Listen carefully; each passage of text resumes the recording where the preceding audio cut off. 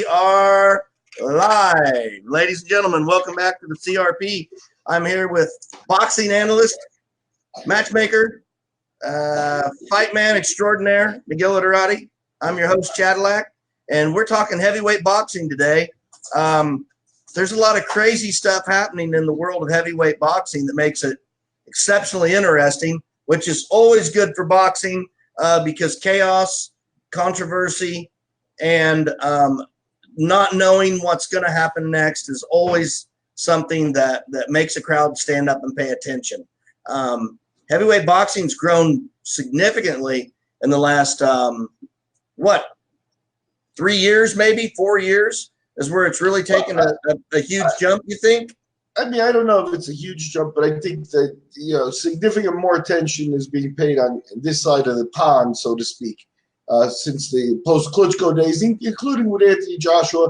They've done a good job of closing down and making the world smaller with the zone and things like that, so that we do get to see more of the heavyweight scene on there. And boy, is it interesting, though. It's been the last few years since, the Tyson Fury shakeup that, it's been getting more attention. So we're right in the middle of that still.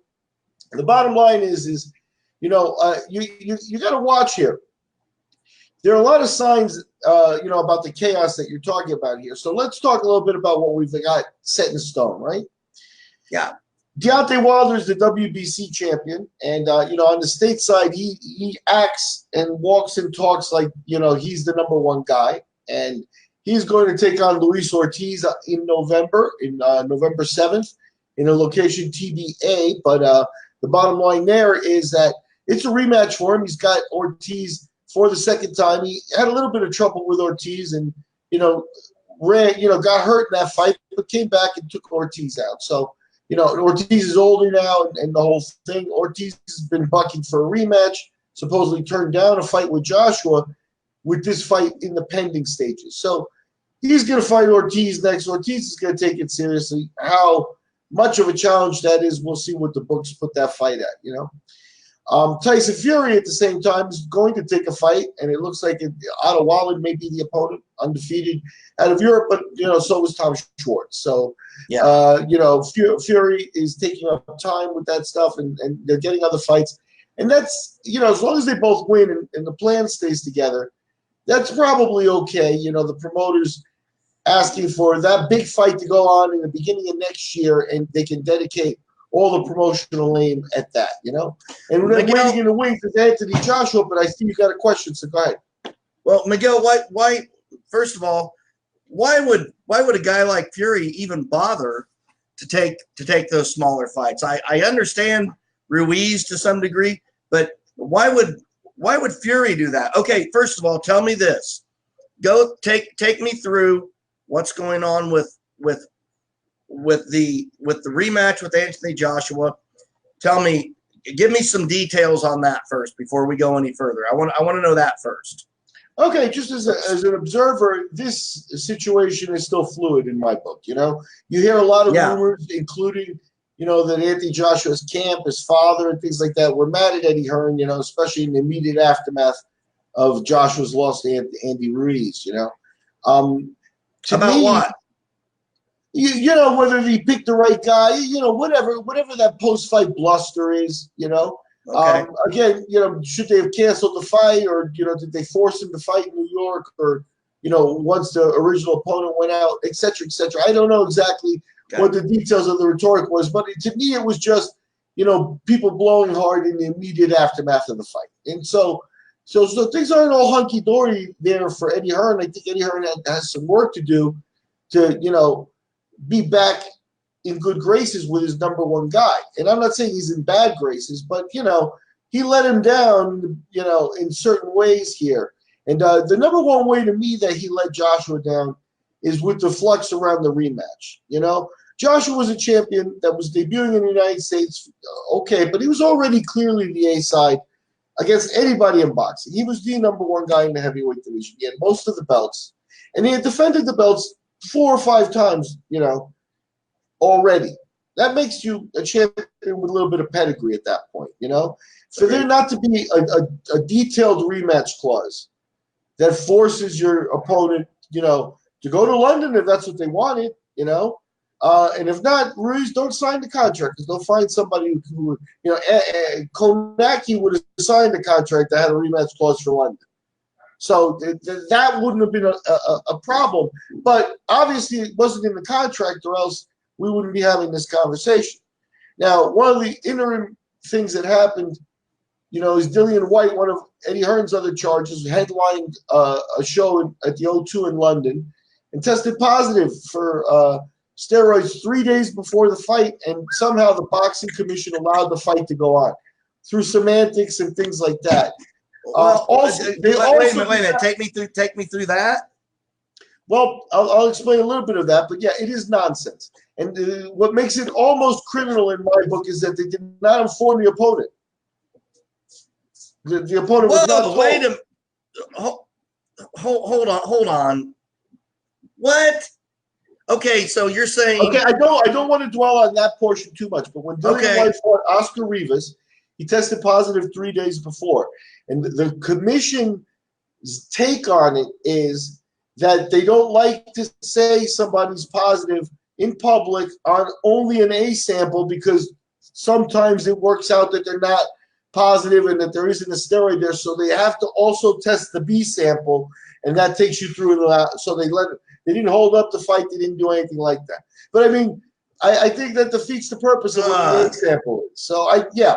But anyway, okay. So go ahead. Sorry, that's ridiculous. With that absolute bureaucratic nightmare now, you know, following Eddie Hearn around, Andy Ruiz is very right in saying, "I'm not going to England to fight." You know why? Is Joshua right now is you know, injecting, you know, mule hormone into the back of his eye, you know, just to get huge because no one's going to test him over there.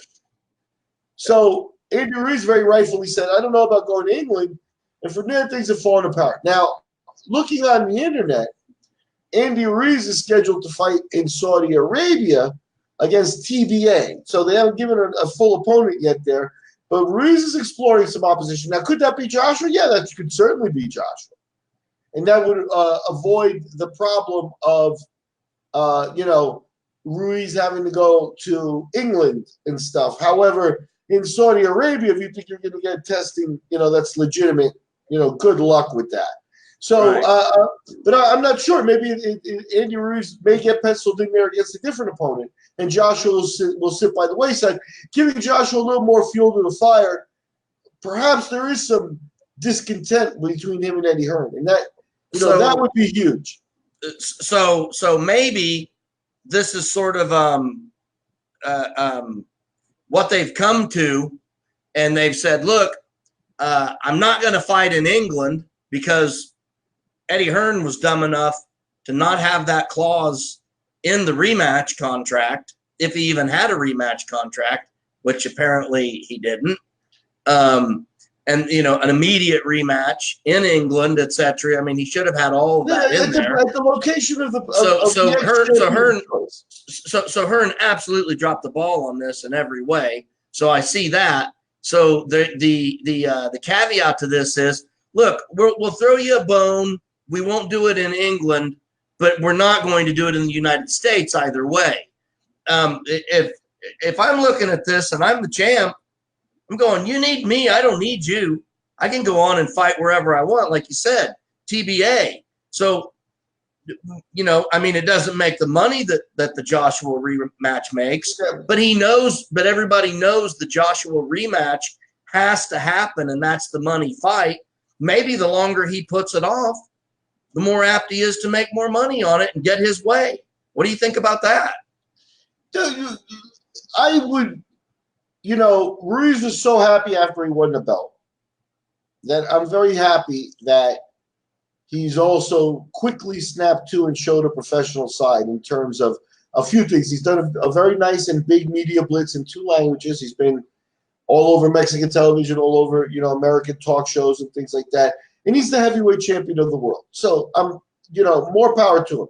And he was smiling, and he's, you know, he's still a young kid, so he's taking it all in and being very happy. At the same time, good on him that he's showing a smart side here and not letting Eddie Hearn run, you know, with this the way he wants it to run, which would be just get Joshua the belt back as soon as possible. Have the fight in England, bring Ruiz in, just do the rematch and stuff like that. So, kudos to him for thinking about it. And Hearn's got some work to do. Now, one of the things that makes it interesting in all this is that, off to the side, Hearn has come to a deal with Vasyl Lomachenko to go to England and fight Luke Campbell. Now, here's a battle of two Olympic gold medalists and stuff that Luke Campbell's lost a couple of times as a pro, and I'm not sure that he's going to be the guy with Vasyl Lomachenko's number. But the point is Vasyl Lomachenko is top rank, and Bob Arum and ESPN and ESPN Plus, and that whole entity that is Tyson Fury. So despite a little egg on his face, Eddie Hearn is a guy who gets deals done. He's off to the side working, and now that leaves connections open for the potential heavyweight matches. I think, Eddie Hearn, to me, if the actual contract didn't say the rematch happens, should you beat Anthony Joshua, the rematch happens when Anthony wants it, where he wants it. If it didn't say that, he blew it. I think, the thing that he would say is, at the end of the day, with the TV deal or the streaming deal or whatever, in London where he's at home, he monetizes best there. So he was always going to be able to say, yeah, but we make the most money in London. That always gets you the fight where you want, right? Money usually solves the problem. Now with Andy Ruiz, there is more at stake than just the payday for the next fight. So, it is complicated, but he's got, open doors in terms of making deals still. So, he's a sharp cat. We'll see how he bounces back. I'm not writing Eddie Hearn and Anthony Joshua off yet. Well, here's kind of my take on Anthony Joshua, and of course I'm no professional analyst for boxing by any stretch. I'm just a layman fan.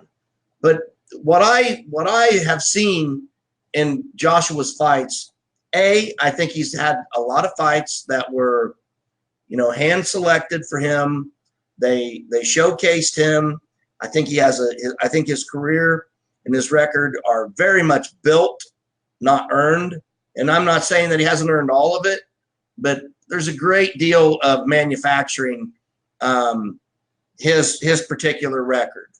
I don't think when I watch him, I don't go, wow, that's a guy who really knows how to box. A lot of people did. A lot of I did the way I did Tyson Fury, and I know a lot of people bought into that, and I'm really surprised about that.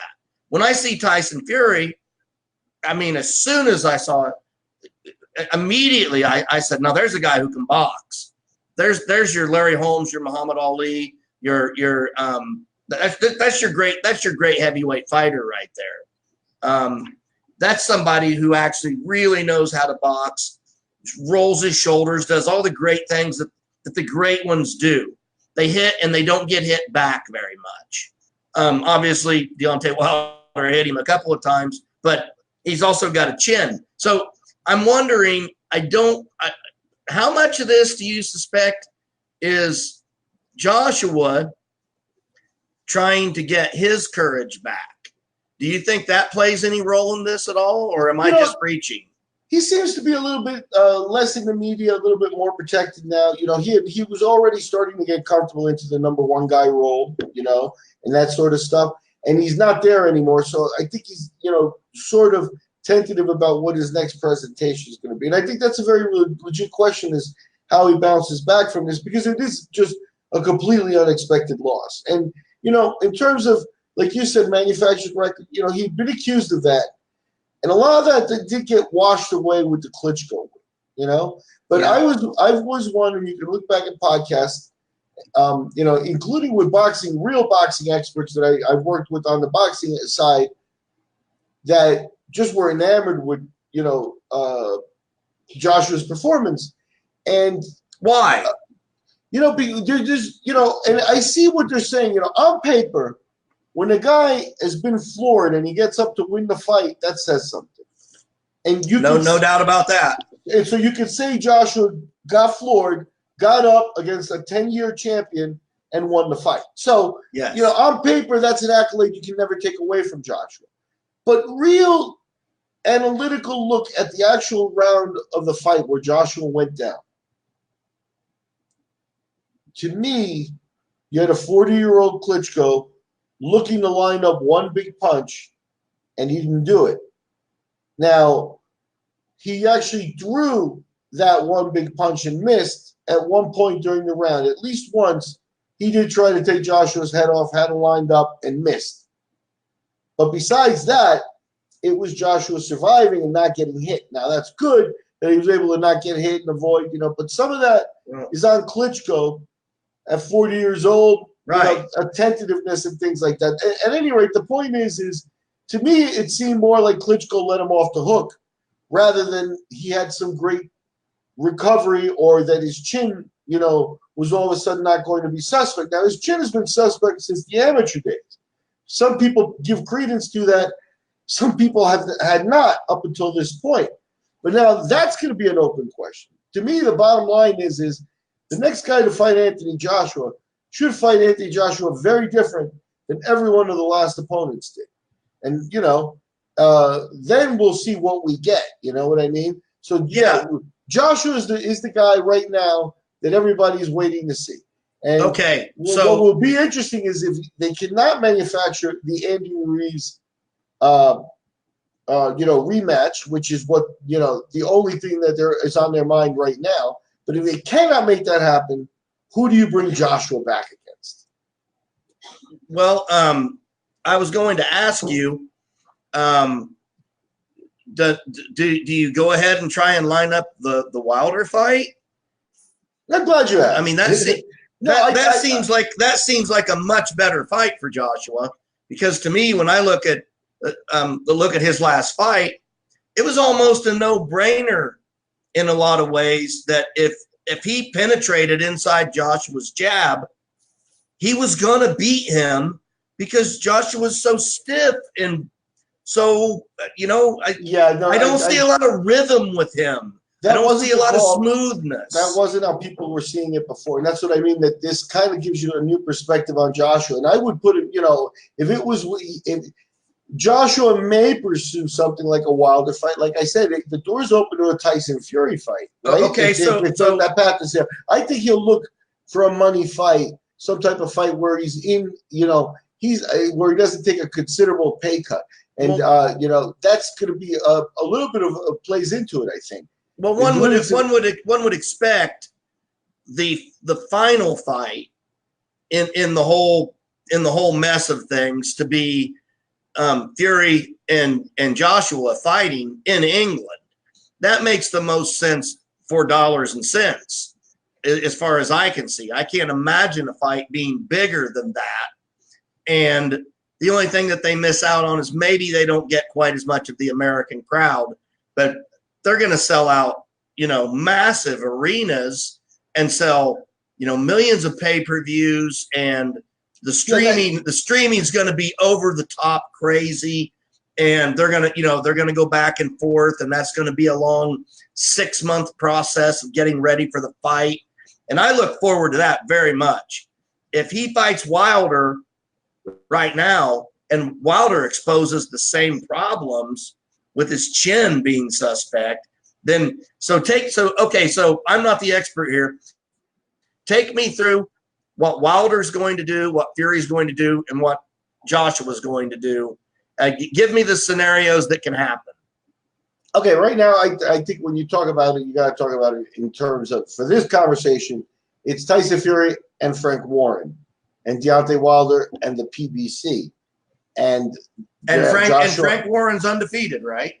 No, Frank Warren and Tyson Fury, that's his promoter, and Eddie Hearn and Anthony Joshua, and the relationships between all those guys. I think what happens is this: Hearn was in the catbird seat for the last couple of years with Joshua. Okay, and you know he's a swashbuckler. There's really no other term. You know, he doesn't really care about stepping on toes, and he did it when he could, and he did it with, you know, certain arrogance and things like that. Now, he has to take a step back because he no longer has his power duo. You know, him and Joshua was the biggest deal going. Right now, it's not there anymore, and he's left scrambling. I don't think Fury or Warren, his promoter, will give Joshua the first chance right off the bat. Yeah, I apologize. I was thinking that I was thinking you were talking about Fury's next opponent, who Otto Wallen. Weiland, is undefeated. Yeah. Sorry. No, I'm with you. So, to me, if Joshua calls about a Fury fight, and I'm the Fury camp, I would say absolutely no problem. Here's Hughie Fury. That's what I would do to Joshua if I was Tyson Fury. Fight my cousin, get a win, then we'll see. You know what I mean? And I think on the PBC side, Wilder's very good. Wilder's fighting Ortiz. Wow. And with Wilder, that's cool. And with Wilder and Fury, they're destined to meet. They've already met. You know, everybody there took a step back to say, hey, the deal, is going to be hard to do. But Fury and the ESPN Plus and Bob Arum and those guys, they're working deals on other areas and stuff. Those are paths to making Fury and Wilder monetize as best possible with the current maneuver. And that's what these guys want to line up. So we get that the next early part of next year, and they've got Joshua on ice. If Joshua can't get back in the game with a Ruiz rematch, Joshua's going to be a guy who's going to have to put in a fight or two, or stay inactive, but put in a fight or two with no belts. And just wait it out and wait it out. Like he's going to have to literally wade through the rankings then, where he's been in this position of privilege for so long. Can he handle that, Miguel? Here, Hearn is going to. Here's the thing. He isn't going to bounce back. To fights. At the War Memorial or at the local YMCA and stuff like that. If I were Hearn, I'd bring him back to fight at home. You got to find a good opponent, and by good, it has to match up in a couple of different ways. But number one is it's got to be respectable. It can't be a joke, right? So you got to find a decent, good opponent, and you got to put him at home, and you got to make the fight be the O2 Arena main event, just like it normally was, and just treat it exactly like a little bump in the road, but like he's still the number one guy. And then it's all on Joshua and his performance. He comes in, puts the guy down in 3. Yeah, then he can argue that he should be the number one contender for many of the belts, and his star goes right back up. Okay, so if they put him in there with a guy like Fury just fought for his American debut, is that good enough? In terms of some of the boxing commissions and the rankings, it probably something similar would be good enough. I don't know if they couldn't find somebody on the American side that generates some interest, I don't know how risky they want to make it, Do they think that Joshua still is so far ahead of the curve that they would sit at home and fight Joe Joyce? Okay, So the way you're talking right now is you're saying that most of the experts kind of believe this is a blip in an otherwise fairly flawless career, and that Joshua's going to come back. He's going to make some very minor adjustments, and he's going to wash through him. Do you agree with that? No, and I don't think that there are a lot of experts that are saying that.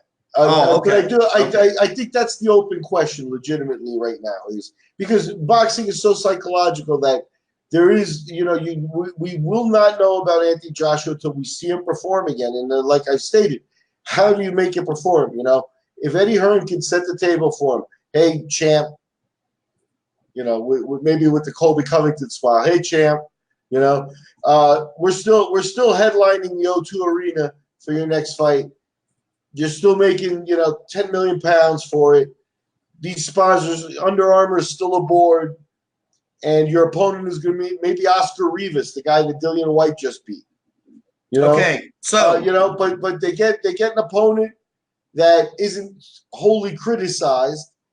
And now Joshua has to go in under every perfect circumstance, including being at home, including whatever that means for, therapeutic extensions and things like that with the commissions and things. He comes in sharp, takes the guy out, and he's right back in the title picture. But he may have to do that fight first. And that, in and of itself, if he comes in flat, you can set the table all you want, but he will not, he doesn't seem like the kind of guy who might take this lightly, right? So I think he comes in, then nerves come into play. Does he get nervous? Is this guy, or are they going to go out and find the guy who's 29-1 with 3 knockouts for his next fight? That would be embarrassing. So they have to be careful about the presentation and in all things keep Joshua just as on track as possible without worries. Okay, so we've got Joshua covered. We've taken a lot of time on that. Skip forward and tell me about Tyson Fury and Deontay Wilder, and break down what they're looking at individually before they collide. Tell me what they're going to do, and then let's talk about their collision. Okay, as we mentioned, it looks Wilder's set to fight on the 7th of November against Luis Ortiz, generally considered, not a gimme fight, although he's got to win over Ortiz before, and Ortiz has a bevy of critiques against him, including age, and, he's only older now and things like that. But that's a mild challenge, so, he's taking a little bit of a risk. Ortiz is probably closer to Deontay Wilder than Andy Ruiz was to Joshua, heading into the fight. So you can't really criticize him other than that they're not doing the fight right away. Now, Fury also seems to be heading towards a fight with Otto Wallen or somebody of that ilk, just to stay busy, stay in the ring and stuff like that. He's going to be confident heading into any fight, right? But what they're looking at is they're targeting the beginning of next year, sometime in the first half, for that big super rematch. And that's probably go down New York City or Las Vegas or something like that. Maybe Tyson will lure them to England and Wilder will debut in England. If they promise him a boatload of money, here's a chance for Frank Warren to, show on the promotional level that he's on the level with Eddie Hearn, where sometimes, he's an older promoter, Hearn's a second-generation promoter, so they've known each other for, decades and stuff like that. And Hearn usually gets the number 1 spot nowadays. You know what I mean? So here's a chance for Warren to actually ante up and do a world championship heavyweight fight in London and do it with all the bells and whistles that, the Matchroom Boxing does. So I think that's kind of where they're heading. I think with the Tyson Fury and ESPN Plus and the association with Bob Arum and that group in the United States and stuff, Fury went with old boxing money. You know what I mean? So to speak, if you look at it, ESPN's been around, right? ESPN isn't going anywhere. Not like you could say, where will DAZN be in 5 years? You've never heard that question. Where will ESPN be in 5 years? Nobody's asking that, Right. If we get hit by a meteor, ESPN will be with everybody else. But as long as life continues, ESPN isn't going anywhere. You know what I mean? And Bob Arum, when Bob dies, Top Rank is a machine. He's left them a war chest of 9 figures and, a bevy of names. And, truly by hitting the 2016 Olympics seriously and grabbing up talent, from Shakur Stevenson to Conlon from Ireland and, Brazilian guys and Teofimo Lopez, who's lighting it up, and things like that. He grabbed the next generation. He may not even see some of those guys achieve their top, right? Because of age and things like that. But that's what Fury associated himself with on the stateside. So then, I think so Fury's in good hands and confident hands that he's the number 1 heading into his next fight. So do we see Fury fight in the U.S. again, or how does so play that out for me?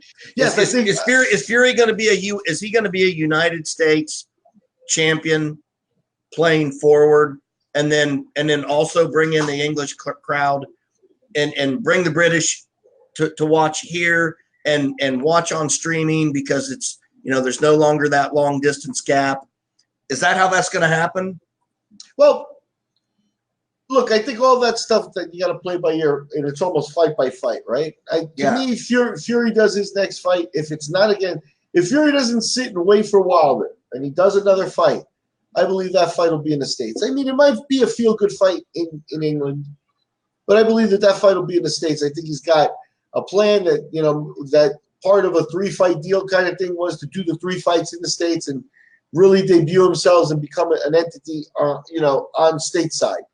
So I think that will continue. Now, where Wilder Fury 2 happens, you know, Las Vegas is the common feeling. And in the United States, people think, you know, hey, no, but you never make more money than in Vegas. You know, and even that may even be the case for Tyson Fury. He may make more money in Vegas one way or another than he does in England. But he's already fought Wilder in the United States. And, you know, under certain circumstances. And he beat him, by the way. He's going to say that. It's not what the record says, right? So yeah, you can't, you know, negotiations that'll only get you so far. Yeah. But if it comes with, you know, why don't we guarantee Deontay Wilder, you know, I don't know, whatever the right number is, $20 million, $25 million, guaranteed, come to England and fight Fury in his home. And then you get the rubber match back in Vegas. You know, if they can talk their way in there, I think, you know, I think Fury is going to show us a little bit of skullduggery and gamesmanship around every aspect of the build-up to this fight. So if he wants it, you know, if he wants it at his house, he might say, let's go to Vegas first. You know, it's all going to be, but I think Tyson's in control here. You know, and at the end of the day, I think if he says, let's do it in England, the judges and, you know, et cetera, I don't want to travel, you know. If that's the case and he wants it that way, then, you know, I think that it comes with having to offer Wilder an exceptional payday, and Wilder will go over there. I think Wilder, even with an exceptional payday, will pause to go over there if the next offer were to fight Joshua. You know what I mean? And it's just because that's the gamesmanship and the negotiations long-term that we're talking about. Yeah. Joshua's just not in the same position to call the shots anymore. Nobody's going to let him do it. Yeah. Well, hey, listen, we're over on our time on this one. I want to cover more of this again later this week because to me, the heavyweight, other than Lomachenko, the rest of it to me is all heavyweight interest. Everything in boxing that's not Lomachenko is heavyweights for me right now, and I'm your you know, fair weather fan, as it were. So I'm kind of the guy they really need to be aiming at for a Wilder Fury fight, because I'm the guy that they want to make sure is going to watch it, because that's the crossover that brings in the mass. Yeah, so, keep in mind, you know, it makes sense if you look at it, you know, and they were criticized that they didn't do the rematch right away with Fury and Wilder.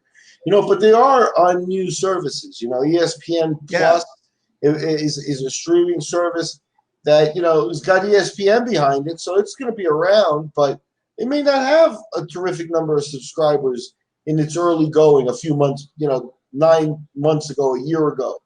DAZN also, you know, maybe if DAZN was going to distribute it, you know, or any fight, you know, maybe people were wise to wait for them to roll out a few of the Canelo fights and, you know, grab people and make sure that they have subscribers, you know, and that's not you know, a future thing, and that they are actually getting eyes on them now. That's the thing is, when they signed up with these new services, I think that there was a little bit of an X factor of, you know, there's going to be a step back, pay-per-view is dead and stuff like that. Yeah, but that transition hasn't been completed completely smoothly, you know? Right. There's still pay-per-views on offer.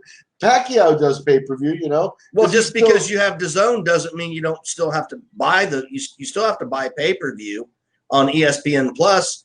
You know, I thought, I have ESPN Plus. Everything is paid for in this monthly subscription, and it didn't happen that way. And and No, it may be kind of rubbed me wrong. It may be a lower cost than the pay-per-view that we're used to through the cable systems. But yeah, they'll pop you for premier stuff, through premium services on the streaming as well, So yeah.